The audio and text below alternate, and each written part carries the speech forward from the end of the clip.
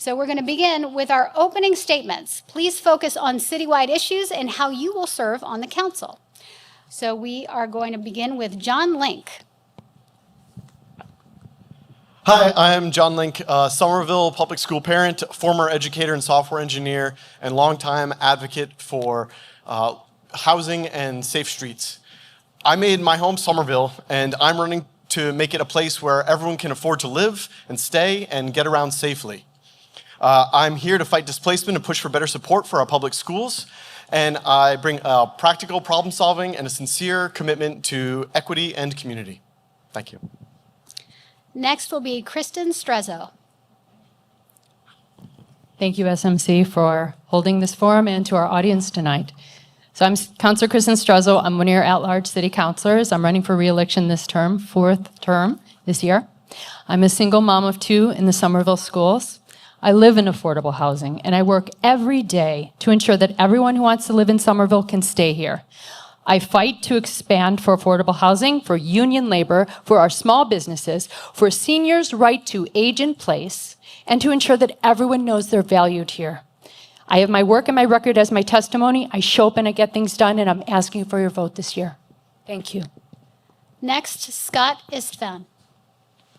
Hello, I'm Scott Istvan. I am a coder, comedian, former bartender, and candidate for City Councilor-at-Large. I use he, him pronouns, and I live in East Somerville. A lot of wonderful people up here tonight, and so I just want to stake my claim right now is my first thing to do as City Councilor is going to be take a deep dive and overhaul our permitting process so that it works for individuals and small businesses so that they can get a footing here in the city and stay here in the city.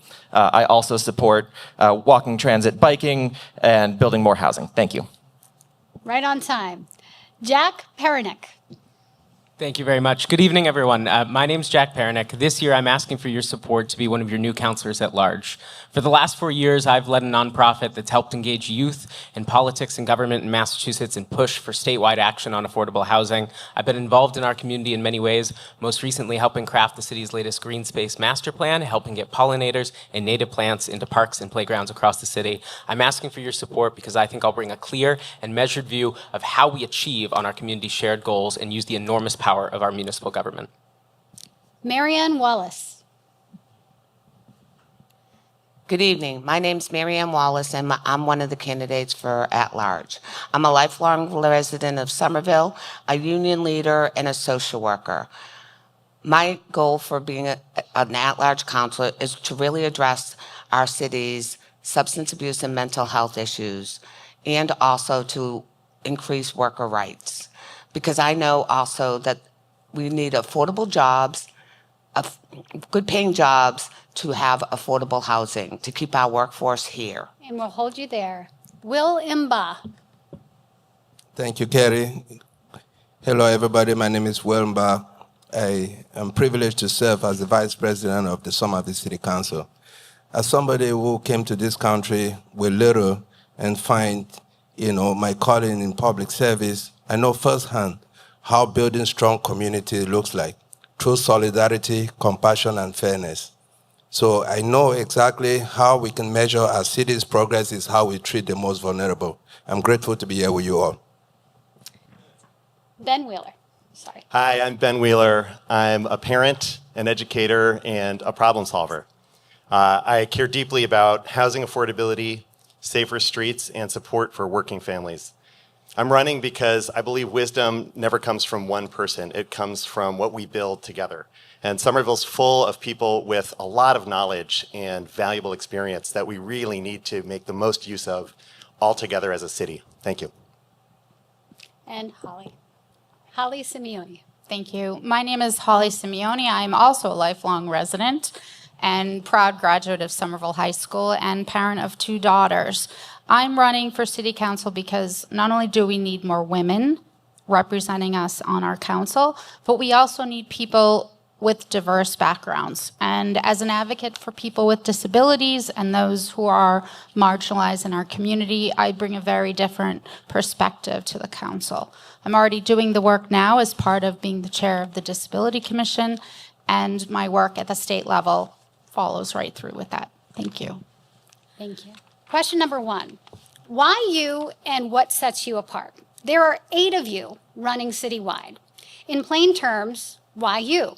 What makes you different from the rest, and how will that difference show up in your work on the council? And we want you to be specific. Give one example from your record or name a decision that you would make differently than the others. So we're going to start on this end and move right across. So go ahead. Great. Well, as I said in my opener, there's a lot of folks up here. We all have lots of great ideas, and I'm thrilled to be with everyone here. But my number one focus as a former small business owner is to tackle our permitting. I've heard lots of stories from folks, neighbors just like you, when I'm out knocking doors, about they've tried to add a room to their house. They've tried to make accessibility modifications and keep running into bureaucratic walls that mean that, in many cases, they can't stay here in Somerville. Also, like I said, as a small business owner, I've looked into our permitting process. I found that I wasn't going to be able to expand my business here, and I've also heard from other businesses how our permitting really negatively impacts small businesses here in Somerville. So that's my number one focus in this campaign. Right on time. So I'm an educator, or a former educator, and a Somerville public school parent. I've got 2 kids in the public schools, and I have been, for many years now, working really hard to make sure that, as a community advocate, that we have safe streets and annoying everyone that I can about it, whether it's the sidewalks or the potholes or the bike lanes. And I've been making sure that we've got housing. I volunteer with the Somerville Community Land Trust to try to bring more affordable housing. And the reason that I do that, and the reason that these things are so important to me, is I come from a working class family, and I want to make sure that Somerville remains a place where working class families can live. And I want to make sure that as we're doing this, we're going to keep developing as a city, but we want to make sure that we don't leave behind people. And I guess that's my time. Thank you. Will?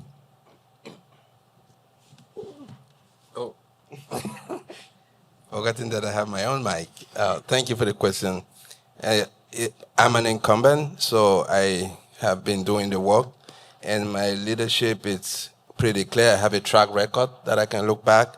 My leadership is, boldness, inclusivity rooted in hope. So I'll be delighted to work with any, other, notable colleague that I have here. But I'm just grateful that, I have a track record that I can look back. I'm running for a 4th term on the city council, so it's a testament to my work, and I also had the top vote getter in the primary, so which is also a testament to my work. So thank you for giving me the opportunity.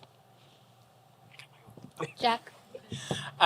Thank you very much. I think one of the things I really love about Somerville politics is you're going to hear a lot of agreement on the stage tonight. I've tried to make my campaign all about how we deliver on our community's goals and what specific mechanisms we have here at the local government.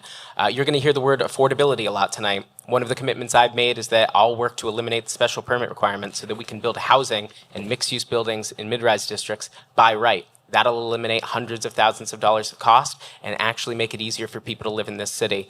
And I've really focused on, we talk about safe streets. I'm talking about how we can design an intersection safety plan so we can focus on the areas that still see some of the highest incidents of accidents in our city. But I think that the details matter, and we're really lucky that we have so much agreement here. But I'm looking forward tonight to getting the details that I've been laying out as part of my campaign. Thank you. Thank you. I'm already doing the work, and I think that makes me a very different candidate. I'm doing that in my role as the chair of the Disability Commission, already working with our city council, and I've done in the past at the state level for 6 years running the DD Council. That means I've already decided on what laws we're going to work on, what changes to existing legislator, and I understand how to partner. And that's really what we need to do in this time that we're facing with our with the climate, with what our budget is going to be, the changes that we're facing, is understanding how do we partner with the right people to make sure that we can deliver the services that our community still needs. Kristen? Thank you. So I'm in my 3rd term of office and running for my 4th, and I have a proven track record of getting things done and advocating for you, and I love it. It is a joy of my life to serve you. It's an honor. And I'm a single mom of 2 kids in the Somerville Public Schools, and I actually live in affordable housing. So while we talk about affordable housing and all this, I understand the lived experience of this. I understand what the recertification process is. Zoning and permitting isn't going to get us out of this crisis. It's a tool, but we have numerous tools that we can use on this. And I'm the chair of the Housing and Community Development Committee. I understand this. Aside from that, residents tell me vulnerable stories about their lives, and I like helping them fix their problems. I've done a lot for our community, and I love serving you. And I want to continue on that work. You have your... Hi, I have a proven track record of being able to pass an ordinance. I work with the city council around payment in lieu of taxes. I've also moved that work to the state level and work collaboratively with other municipalities to move the legislation at the state level. Payment in lieu of taxes goes after large, wealthy institutions that don't pay taxes and have come up working with other residents about a clear plan of benefits to the community. And in this time where we know services are being cut, those kinds of avenues are more important than ever, so that we need to be thinking about different alternatives of how we can serve our residents and how to best get them their services. Thank you. Ben? Hi. I think something you're seeing up here tonight and that you see in Somerville politics in general is that we have a really great baseline of decency and human goodness here. And that's something that we shouldn't take for granted. We're seeing nationally how much that's something we can't just assume. I'm expecting that in every council term, there's going to be a lot of importance of saying, once we're at this place of aligned intention, what's the quality of the work? What's the depth of the work that we're doing to move from good to great, to really refine our ideas and our proposals so that our processes are really working for everyone? And I think that involves a lot of reaching out to community organizations, other cities like Somerville, and mustering every resource available. Thank you, Ben. All right, let's talk about permits and predictability. Permitting shot clock, clear numbers and clear delivery. Permitting delays hit homeowners, small businesses, and bigger projects. Give the exact numbers you'll look back for. Example, days to first plan review, small residential versus large commercial, reinspection, how many business days, and which minor jobs get over-the-counter approvals. How could you deliver on these targets? Is it added staff, fee changes, third-party peer review, longer inspection hours, tech upgrades to the e-permitting portal? And if possible, pick 3 stats that you would be willing to publish every month so that the public can see progress. Ben, let's start with you. Well, I think for starters, we do need more staff. I think we need case managers who can really be dedicated to being responsible for moving given permit applications forward. And connected with that, I think we should be publishing the aging that all permit applications are experiencing, and also publicly say what stage those are in. Everyone should be able to see if there are common snags that are happening. And we know about them when we're talking about policy, but the public should be able to see them as well. I think we also need to have occupancy permits that allow for quick approval on a temporary basis for a wide variety of businesses. So I'd want to start by listening to learn which stats are actually most useful to businesses and these offices. Marianne? So one of the biggest complaints I've heard about is about how long it takes to get a permit for someone to do a home improvement, including putting in new windows that are more energy efficient. I think we need to make changes to our permitting process so those small repairs are not taking 3, 4, 6 a year down the road. We want our apartments to be safe and energy efficient. Then we need to find a path for that to happen. The other part is I think we need to I agree, we need to have an aging system, and we also need to hire more inspectors, because what I'm hearing is it's always the delay because there's such a shortage of inspectors, so we really need to staff that department. Kristen? Thank you. So permitting in a 45-second response is very difficult to answer. So happy to follow up with that. And another conversation. But a lot of it, first off, ISD has had staffing issues. We are currently riding without a ISD director. So that's one issue that we face. And a lot of time, people that apply for permits, they don't know what direction to go. We do need more clear communication for those applying. And I've made that clear to directors and the administration that that is an ongoing issue. We've also, as counselors, have currently every single budget cycle increased the ISD staffing, but that needs to continue. And what's working, what isn't? It's a constant dialogue. And I'm out of time, but it's a lot of work and a lot of interest in. I don't want. Oh, Holly? you're right. Everybody has their own microphone. It's confusing. The last time we had to share. Forgive us. We're There's been learning. a lot of forums, guys. We don't mind sharing, do we? As far as permitting delays, I had a resident reach out to me recently after a fire that had happened in our neighborhood where I live in Ward 4. And they were concerned because a very historical home had been taken down before they finished the process of having it reviewed if it was actually historical. So that took me down the process of looking at that.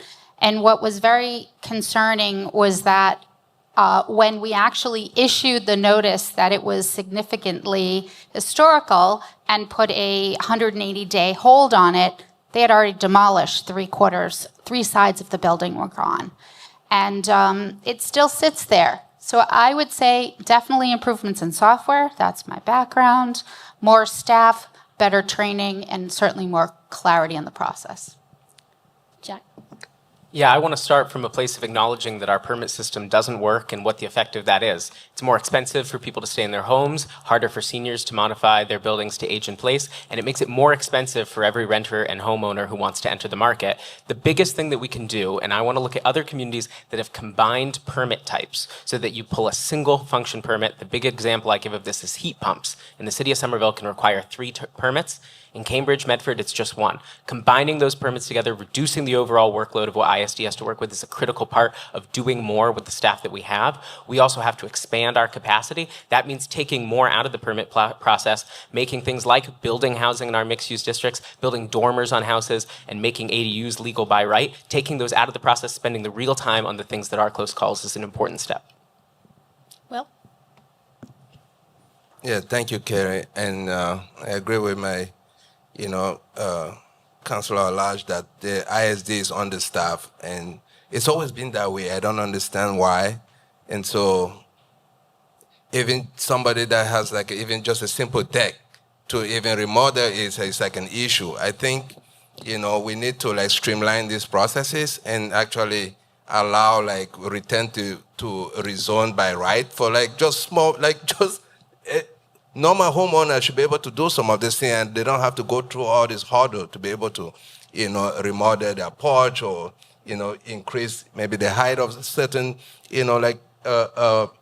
space in their apartment, because we need to incentivize them. And then for large development, that's when we need to like come down and actually follow the normal due process. But we need to streamline the permitting process. I'll hold you there. Thank you. So thanks. I would agree that there's definitely a shortage. Obviously, I mean there's no question about that. And in terms of data, I think I would agree with Ben and say we do need more data, and we have some data, but it's old and it's really hard to actually look at. It's in Somerstat, and improving that is going to let us know where to focus our energy. And if we don't focus our energy in the right places, we're just going to be spinning our wheels. And not actually solving the problems. I think a lot about, I knocked on the door, there was in Ward 1, there's a 3-family modular home going up, and I talked to the person next door who has subdivided that land and is building that modular home, and she talked to me about how convoluted the process was to subdivide, and it took a lot longer and a lot more money, and this is just one person, so we see that story repeating. Great, so let's talk about stats, and I want to shout out our wonderful Summer Stats program in here because it is great that Somerville has such a great statistics program that we can make data-driven decisions. So things that I'd be looking at are time between submission to approval and also the time between submission and first review. Those are two main things that we want to work on, making sure those decline, right?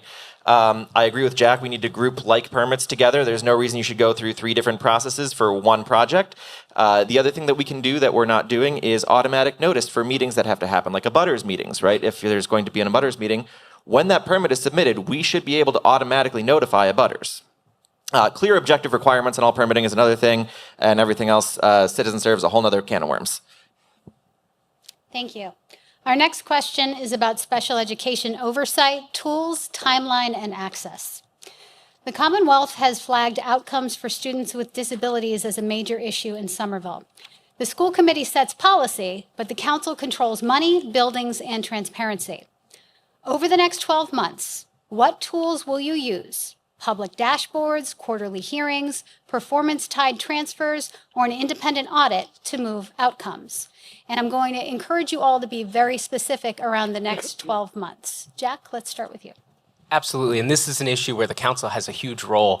We talk about limited funding for our school system here. The council's the revenue driver. If we can pull in new revenue, mostly by reforming what we allow existing land to be used here, we can fund some of these programs better and do much better by our students who are participating in special needs programs across the district. Our special education needs to be improved. Our biggest issue is that we're not abiding by IDEA. I've written at length to the CPAC about how we can improve on least restrictive learning environments for students, and importantly, how the council can use our power to condition funds for special education programs to make sure that the city is publishing results of these programs, that we are no longer designated by the Department of Secondary Education as needs improvement for this district. We're under a restriction right now by the state. We have to do better, and the council has to use its authority to condition those funds.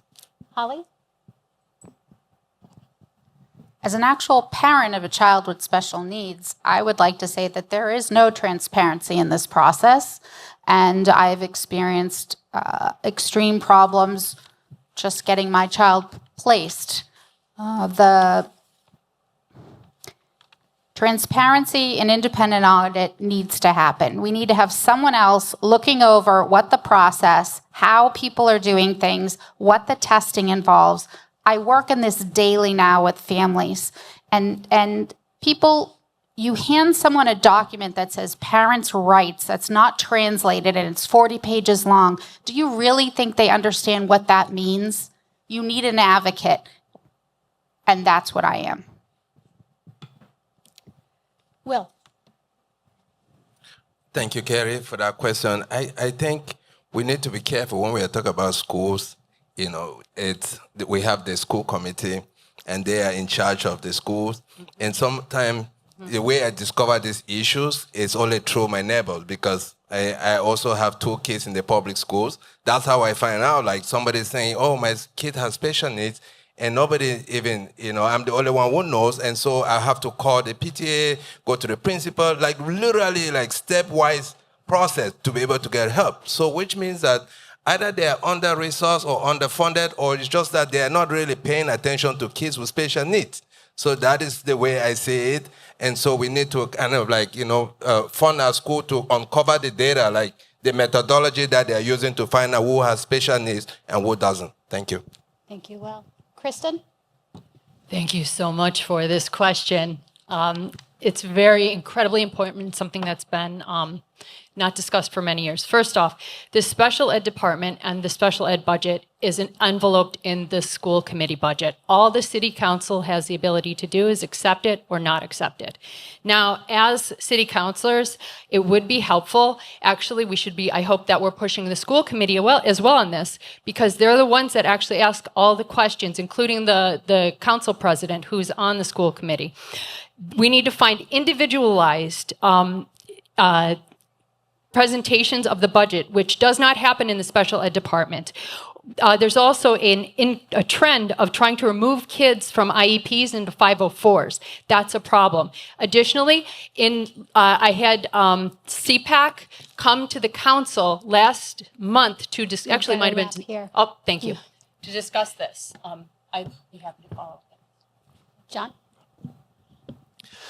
Yeah, so CPAC put out a really great report about exactly where we're failing our students. But I've also talked to parents who told me that they didn't find out that their child was dyslexic until they brought them to a private school. And that, to me, is really telling of just how far back we are and how far forward we need to go. So we need to listen to CPAC. We need to make sure that we're getting money for paras to our schools, that we are actually, asking CPAC or another independent organization to continue to look and hold us to what we're supposed to be doing. Marianne? So given the city council powers, I would want to see the money funded for an independent audit. Moving forward, after the audit is done, would be working with the school committee to see where the funds need to be increased or decreased or whatever the recommendations is. But the key to this is working with the school committee in order to make sure that our special education students' needs are being met. Thank you. Scott? Some of the most heartbreaking stories that I've heard talking to folks out there are the parents of children whose needs are not being met by our school system. And for a city that places so much emphasis on having an educated populace, we're not living up to our ideals here. And I think we really need to emphasize that that is a budgetary priority within the city. I think if we're not doing education right, that's it, right? I think that needs to be a top budgetary priority for the city. I had another thought and I lost it, so I will wrap there. Ben? Well, many of us know the state education department has designated our special ed handling as sharply in need of improvement, and that's a sobering judgment because they're making that judgment knowing that we're starting from a difficult place. We're having a lot of parents take students out of district, and that's an indication that we're not doing a good enough job here. One part of the answer is educator funding, and this latest Somerville Educators Union contract improves on that, especially with paraprofessionals. That contract also provides for a pilot for an inclusion model in classrooms that I'm excited about. I think we need a formal role for groups like CPAC and parents. And a lot of attention to this. Thanks. Thank you, Ben. All right, now let's turn to safety services in our business districts. So safety and care in our business districts, your playbook. Davis, Union, and other districts need safety and dignity for residents, businesses, and people in crisis. Share your care plus enforcement playbook. Number 1, who leads? Outreach, public health, housing, police, DPW? What triggers enforcement versus continued engagement? What services come first? Low barrier shelter or day space, treatment access, bathrooms, lighting and activation? What does success look like? Time to shelter placement, trends in calls for service, storefront vacancy, or pedestrian rider counts? Want to get you on the record in terms of what success around care plus enforcement would look to you as a city councilor. So we'll start with Ben. So safety means safety for everyone. That means people in crisis and those sharing public space. We need non-police responders, first of all, to be our first and second and third line of engagement with people who are experiencing crisis, experience addiction, experiencing homelessness, or who seem to be having mental health issues or need urgent attention, or in the extreme cases are being violent to themselves or other people. We need some long-term solutions that are really going to be part of this. Permanent supportive housing is a huge one. We need to open the College Ave shelter urgently. And I think success is going to be when all people feel safe in our public spaces. Thanks. Marianne? So first, it's a complex issue, but one of the things that I've seen is the social workers that work through the police department are very caring people. So it's a combination. We need more social workers to help do the hands-on outreach to find supportive services, whether they be mental health services, housing, or substance abuse treatment. The next thing we need to do as long-term goal is we really need to work with Mayor Wu, who has agreed to fund the opening of the Long Island shelter. However, the mayor of Quincy has been blocking that because he's concerned about traffic. All of this, mass and cast, and then the influx of people moving to Cambridge, to Somerville, to Medford, is because the Long Island shelter was shut down 10 years ago, and that's all we've seen. So those are where our long-term investments, we need to Thank do you, a Marianne. Sorry. Kristen. Absolutely. So, as a city councilor who has taken on some of the work of a former colleague from Ward 7 to help with the Davis Square, a lot of what's going on in Davis Square, residents tell me they don't feel safe. Or first off, let me elaborate that everyone has a right to be in our community.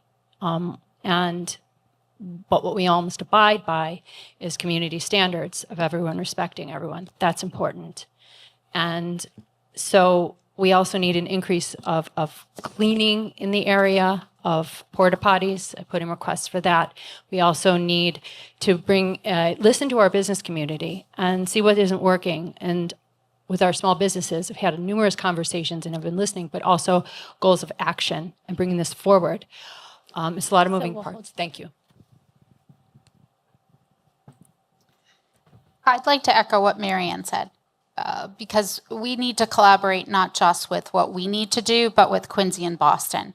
Because if we keep moving people from one area to the next, they're just traveling. And we're not serving them, and we're not serving our community. As many of you may have heard at the mayor's Davis Square event, we talked about safety. We do not arrest people because they're unhoused, because they don't have a place to live or a place to stay.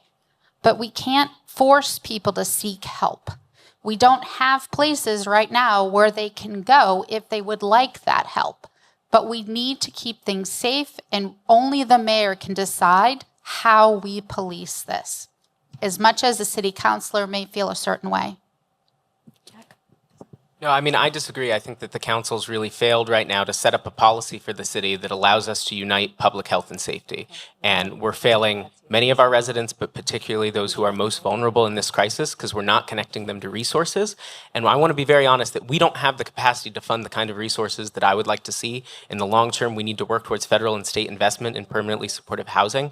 Now we need to connect people to the tools and resources that are available. We have a community behavioral health center in Cambridge at CHA. We should have on-request transportation there for residents who want help.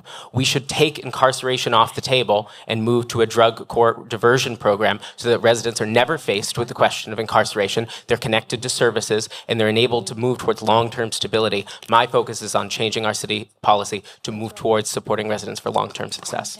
Do we have a rebuttal request? Yes. 30 seconds. I'd like to elaborate that the city council doesn't have that ability. It is to have control over that. That is in the mayor's office, and the job of the mayor is to work. The department directors work with the mayor, and the department directors listen to the mayor. And the city council has been working very hard. We've all been working very hard to push the administration for collaboration and also communication and to work together. And we've been very frustrated we haven't had that chance. But that lies in the mayor's office, not the city council. Marianne? I agree that it is the power of the mayor that sets up the policing, but also I want to talk about the funding in CHA. There are no placements for people that need mental health services or substance abuse services, never mind housing. The problem is there's not enough funding, there's not enough spaces. Those have been cut both at the state, federal, and sometimes local level. So until we collaborate with other cities and towns to build a regional resource, then we are never going to have the ability to place them, because then that's just moving the problem to CHA and Cambridge, where they still have no placement. Let's hold you there. Okay, Will, your chance to answer the question.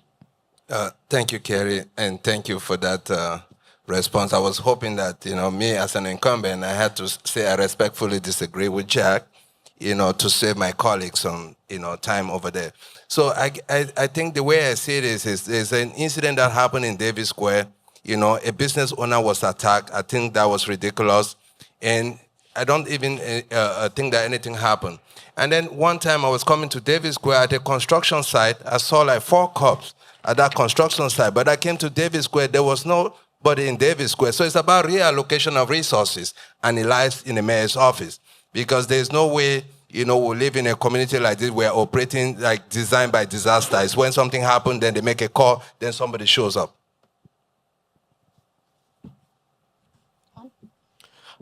So, I mean, I think some other people have already said it pretty well here. That we need permanent supportive housing. That is a long-term solution, not a short-term solution. We also need to have a separate response, non-emergency responders that are not part of the police department, because that is just another part of the system. I also would respectfully say that drug courts are incarceration, and who's available to the criteria for getting into a drug court is entirely unclear. I guess let's say it's subjective. What we need to do is make sure that we're taking care of people. We've got the Behavioral Health Network over here. We've got CHA. We've got partners that we can engage in. We've got some pressure that we need to put on to make sure we've got more shelters and more beds. I've got more to say, but I can't say it.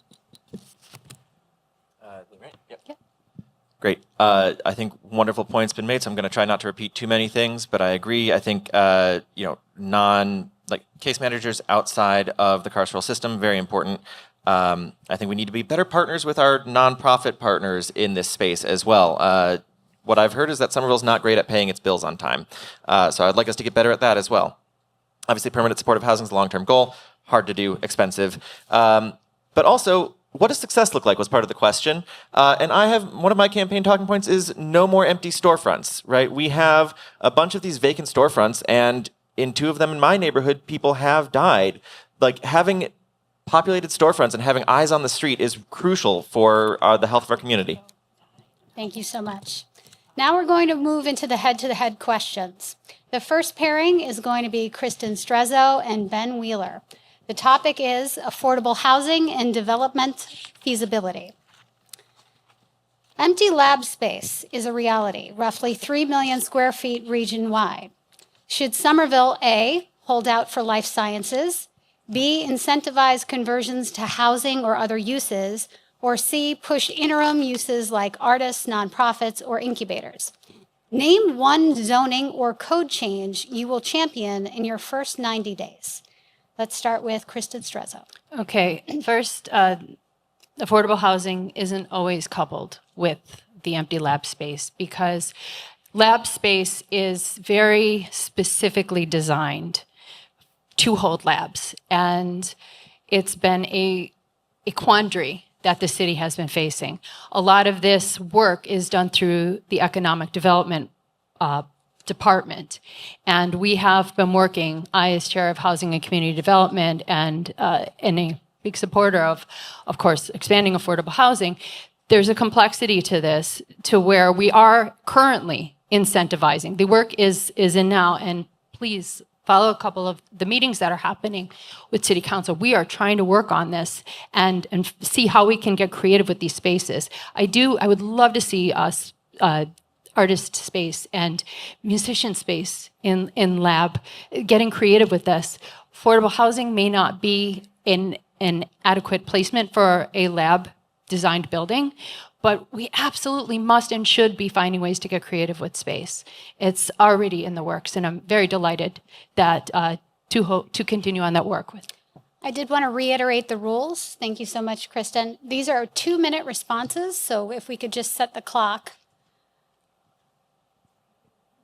I think we had it back at 45 seconds. We went about 1:30 according to the clock I have up here. I kept in time. You did. You kept in time. So I just want to make sure that Ben gets his appropriate time and gets the right signal. Ben. Thanks. Yes, as Councilor Strezo was pointing out, a big part of the problem here is that these are not office buildings that could be repurposed, that might need floor plan changes, might need some light renovations. The way these buildings are constructed, and there was a big article in the Boston Globe that I read, which is most of my knowledge on the matter, a lot of other people did too, but the floors are reinforced. The air circulation is unique. There's all sorts of different things that really make it hard to use these buildings for anything except for lab and science purposes that at least need this kind of reinforced floor, heavy weight. Now, there are some other uses that are possible with that. One is light manufacturing. And I think we should make sure that, building to building, area to area, that we're making our zoning be flexible for a range of different types of business uses. I think your option C, Keri, of having temporary permits and temporary uses is also a really important one. We don't have enough artist space in this city. And even though this is not a permanent solution, I think we should definitely say, hey, if we don't think there's going to be a tenant in here for a year, say, let's allow an artists group to sign a lease and use some of this space. Some of it can be workshop space and gallery space as well. So there's a few other possibilities that I've heard floated around, and I don't know what the appetite is for these right now, but we have so many universities in the area, and these are buildings that could be used as very rich educational resources for the next generation of people doing biotech. So many of these things go up and down in these rhythms, and we really mistimed this one. It's unfortunate, but I think there are things that we can do if we're willing to be flexible to get some good use for the city out of this space. Now, you will have available to you a 30-second rebuttal. Kristen? And, thank you, and musician space. Oh my gosh, I'm a musician. Do you know how hard it is to find practice space in a city? It's so hard. We should be pushing that as well. And I just want to say that. In a former lab space, yes, okay. That is all I would like to add. Anything else, Ben? I rebut Councilor Strezo by agreeing profoundly with that. As a drummer, I'm going to say I'm being in favor. Oh, Okay. quick rebuttal, you're a drummer? That's amazing. Oh my gosh, okay. You will follow up. Look at the unity happening here tonight. All right, our next pairing is Will Mbah and John Link on the issue of public safety, streets, and small business vitality. John, you've cited research that good bike and transit design often helps retail, doesn't hurt it. We know that the public wants designs that work in real life. If we commit to a 12-month design, evaluate, adjust pilot on one corridor, which corridor would you nominate? And what are the top 3 success signs that you would track? For example, storefront vacancy, average rents, foot traffic. What would trigger a tweak at 6, 12, or 24 months? That's a great question. Thank you. Well, I mean, I think the place I want to see get attention the most isn't really a great example, but I would love to see Highland Ave much. I mean, so we were promised by this time that all of Highland Ave would be redesigned, and our current mayor put it in permanent wait and see, get feedback.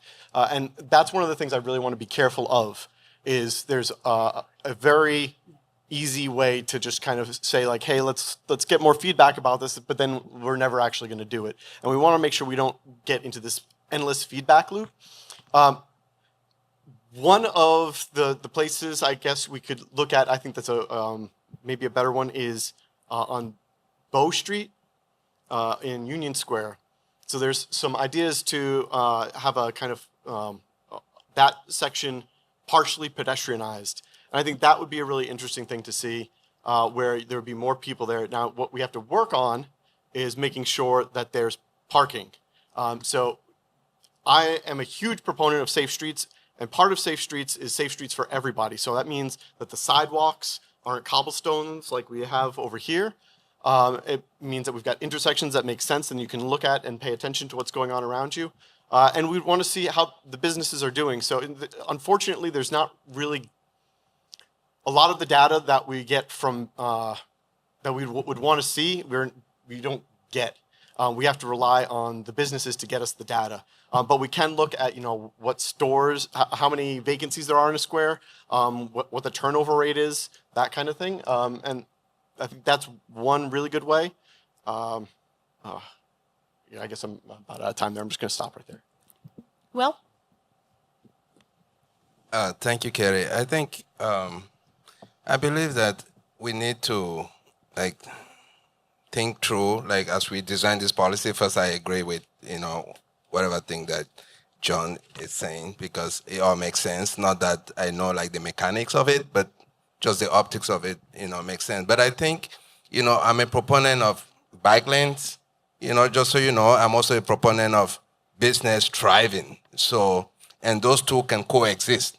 The only thing, that we need to do is whenever we are having a process together, like say we are redesigning a street like Holland Street or Highland Ave or any street, we need to publicly engage with the business community so that we know what their needs are, also listen to them and incorporate those needs, not just listen also for like just listening's sake, with a predetermined decision already made, but listening to actually engage them and actually, incorporate their needs into the decision process. So one of the things I've often heard is that, these things are always made in a vacuum.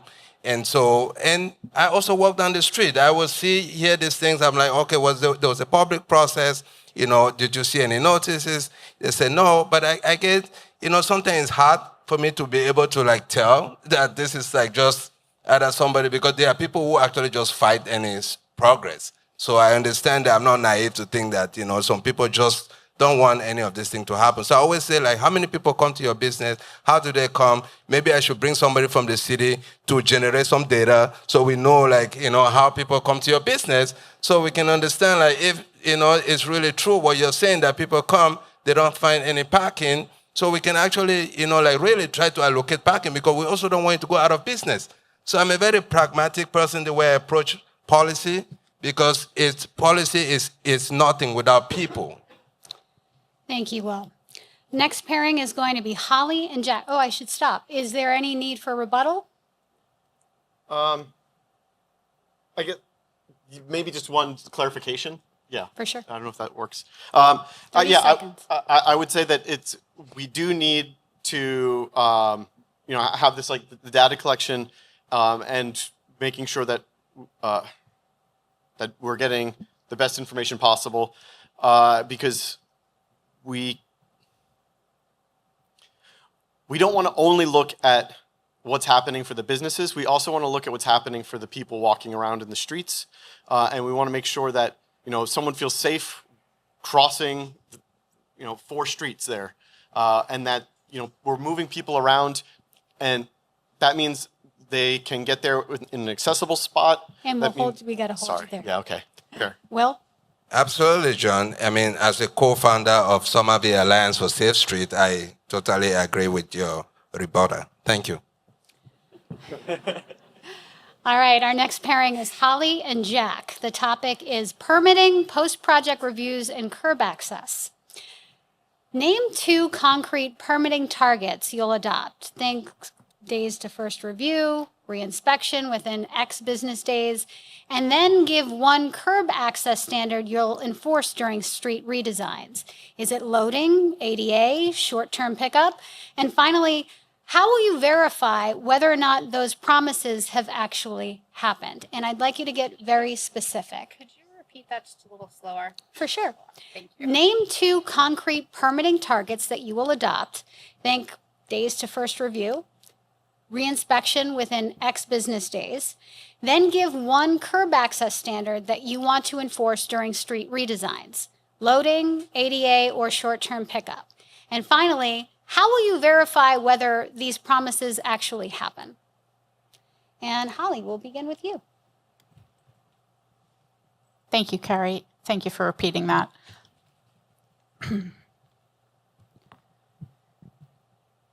The most important thing is that we actually go back and inspect the work, which I frequently see all the non-compliant designs, the lack of ADA understanding. We don't actually follow what the laws are. And that, to me, takes more than an inspection. It takes a better design in the first place. And it starts with education. It starts with using the community and the commissions and boards and seniors who walk our streets and don't have a voice in the designs. As a person who used to push a child in a wheelchair and could never get around my neighborhood or get into a pool, and it's 22 years later and I still can't do that, I can tell you that the voices are not being heard. So what would I insist on? The ADA is a law. It's not a nice to have. And the idea that when people ask for accessibility, whether that be accessibility in the streets or in our parks or in our leisure, don't continue to tell me that it costs more and it takes up too much space and therefore you don't value people who access our things differently. Try getting in a wheelchair and understanding what it's like, or using a mobility device. 25% of the world's population, which includes Somerville, has some type of a disability. And it's not just a physical disability that means you need a different physical curb access. It can be a hidden disability.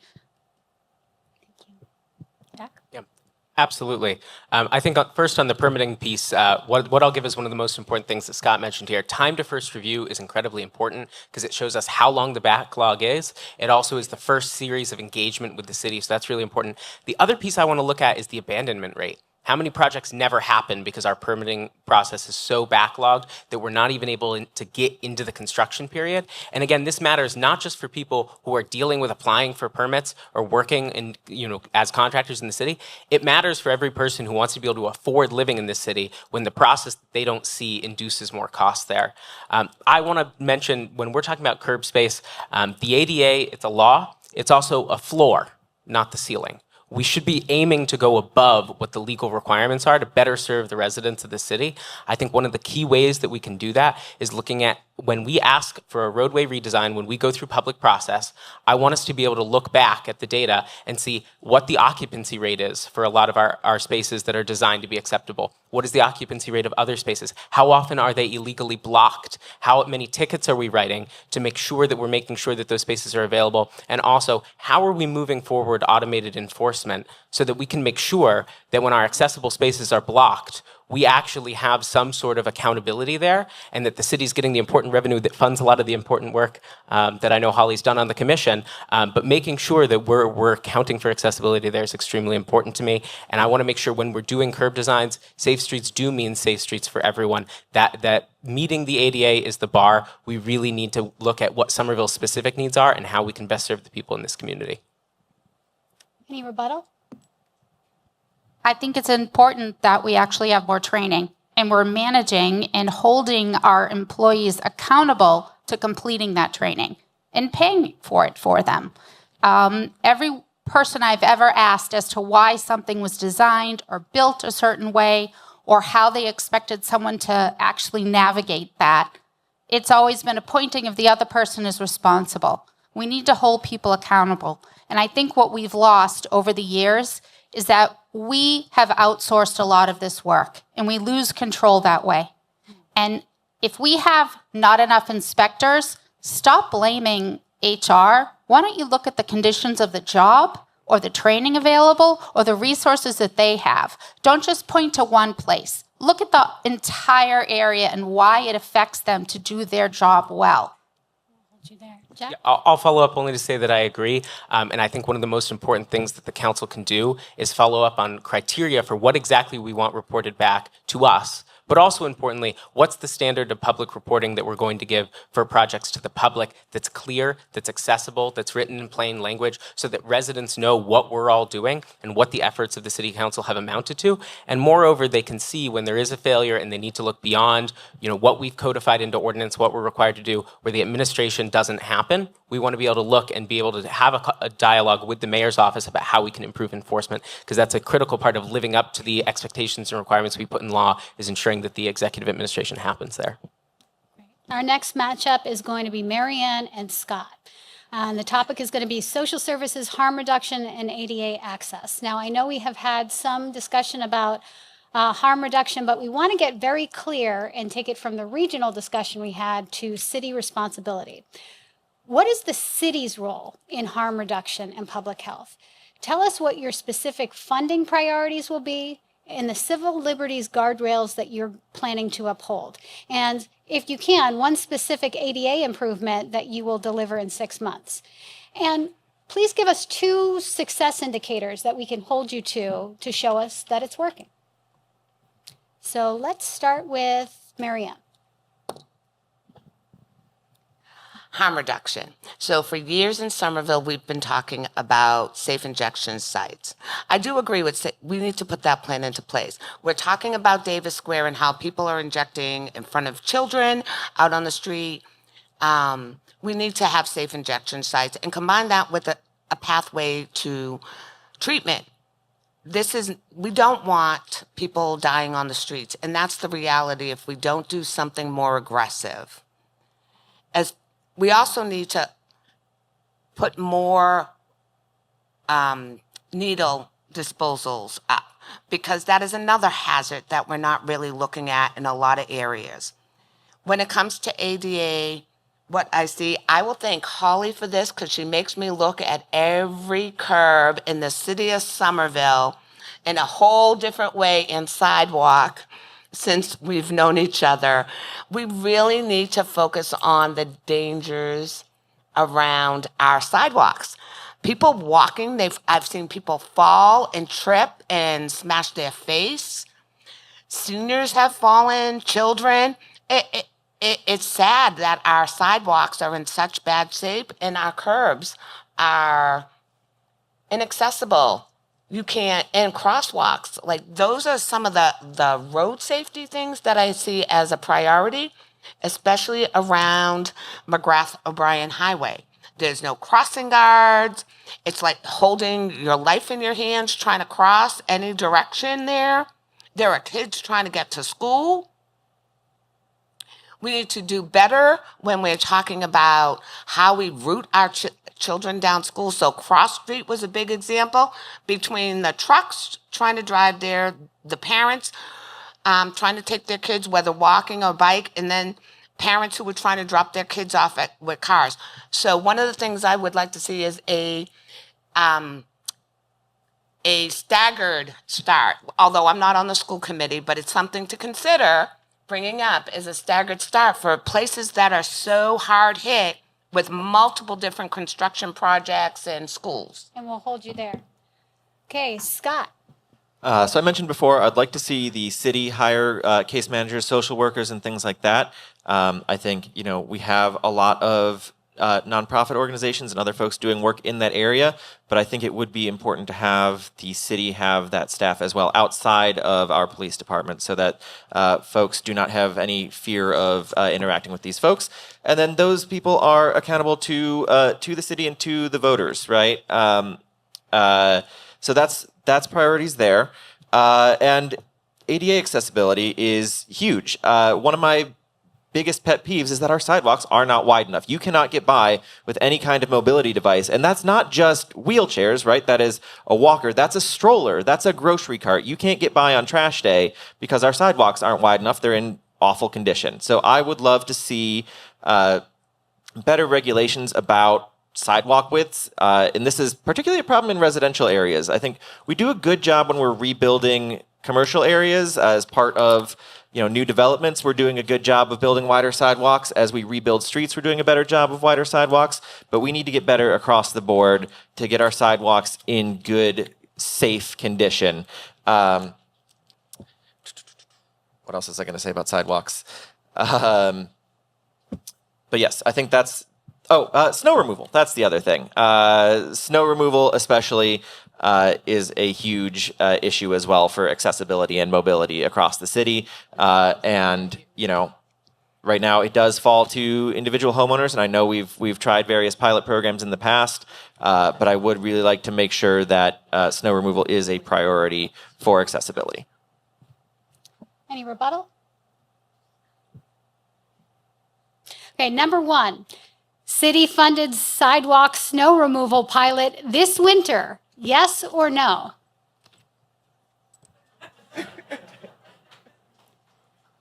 Six-month look back after major street projects to check results and adjust. Yes or no? Safe consumption sites, supporting exploring a Somerville site with regional partners. Yes or no? I think we answered this question. Tiered linkage during downturns with an automatic sunset or trigger to restore the baseline. Yes or no? Tiered linkage during down. So linkage to the percentage. Linkage fees? Yes. Or tiered linkage? Okay.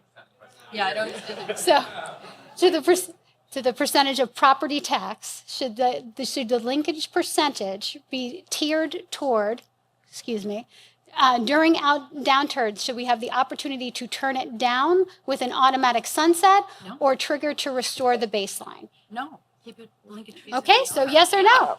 Keep the linkage fees. So should we be able to turn down the commercial property tax during economic downturn, or should we keep it? Okay, great. Got you on the record. Love that. Hybrid by default for all public meetings with live captions and multilingual interpretation. Yes or no? Evening, weekend, community school use of Somerville High School for ages 14 to 30. Yes or no? After-hours shared use parking MOUs for churches, universities, and municipal lots to support business districts. Yes or no? After-hours shared use parking MOUs with churches, universities, municipal lots to support business districts. Yes or no? Yeah, but it's. Memorandum of understanding. Sorry, we got a little jargony up here. My apologies. We are going to close with 30-second statements we are going to go through mixed order. Okay, we're going to start with John Link. All right, thank you so much, everyone. Thank you for being here. I love the city. It's where I'm raising my family, and it's where I want others to be able to stay. Somerville is a community of people who care so deeply about each other, and I want a government that reflects that. I'll bring persistency, honesty, collaboration, and communication to the City Council. I'd be proud to serve everyone, and I want to hear your stories and work for you. And I want to ask you for your vote on November 4th. Thank you. Jack. Thank you very much. It's been a privilege to be able to talk about some of these issues here tonight. I really want to ask for your vote because I think I bring a dedication to pursuing some of the policy goals that we all share, making our community more affordable, preserving artist spaces in this city, making sure that we put our public parks and buildings to maximum use, safe, accessible roads for all. I'm really proud to count among my supporters former Congressman Tony Coelho, who helped write the Americans with Disabilities Act, because we need to fulfill that obligation to people in the city. And I'm committed to being an advocate for you, ardently delivering all of these comments, problems you have with the city, getting you a solution, and ensuring that you have a strong constituent service representative. And I ask for your vote. You can learn more at jackforsomerville.com. Thank you. Kristen. Somerville, you deserve leaders who are responsive to you, working with you and for you. I have a proven track record of service to you. When you share your stories with me, I listen and I take action. You matter to me. You can count on me to be responsive and follow through on your concerns. I'm asking for your vote for City Councilor-at-Large in the general election on November 4th. Thank you. Ben. I think one of Somerville's great strengths is our ability to learn from each other with all of the wisdom, the experience, and the energy in so many civic organizations. I think we question, we adapt, and we build on shared insight when we're all doing this the best we can together. I don't think leadership is about having all the answers. It's about creating space for real collaboration and following through with each other, really showing our responsibility to each other by seeing if the thing that we intended is actually happening and seeing how it's working. Thank you. I'd be honored to earn your vote. Scott. Again, reiterating, number one priority is overhauling our permits. Also, walking, transit, biking, building more housing. Those are my top priorities as your city councilor at large. And I just want to take the rest of my time here to thank you, Keri. I would like to thank the Somerville Media Center staff. I would like to thank the Somerville Theater and the Crystal Ballroom and our wonderful bar staff at the back and everyone who made this event possible, and especially you, the attendees, for coming out tonight or watching this online afterwards, for being so engaged in local politics and making Somerville the wonderful city it is. Thank you all so very much for being here. Will. Thank you, Keri. Thank you, Scott, and to my notable colleagues for this engaging and to the public. I appreciate the time and effort. We've shown that local leadership can be bold, inclusive, and rooted in hope. But our work isn't done. So let's keep fighting for a fairer, stronger, and more united Somerville. So one that every voice matters, every family thrives, and this is where my vision lies. So if you share this vision, I humbly ask for your vote on Tuesday, November 4th. Thank you so much for the opportunity once again. Marianne? Thank you to everybody who came out and put a lot of effort into this event. I ask for your vote. I'm a lifelong resident of Somerville. I spent my entire life caring for people in Somerville in the Commonwealth. I have the skill to work at the city level. I've also worked collaboratively across the state. I have also worked at the state level to ensure that legislation gets passed. I also have written policies to make sure that they are equitable and inclusive, because I know that the word order matters in what is written to make sure that everybody has a voice and a seat at the table. So I ask for your vote on November 4th. Thank you. Holly? We need different. We keep doing things the same with the same voices. I'm a very different voice. I've also lived here a long time, but I've lived a very different life than most people. And there is no person who's been part of the council like me before, who represents the people who don't have voices, and not only represents them, but wants to learn more about it and wants to look at it from a systematic approach. My years working in business, technology, advocacy, at the state, at the city now, and just really wanting to bring back neighbors. We shouldn't be, we're out of time. I want to bring back neighbors. Thank you very much, Keri. Let's give a round of applause for our candidates.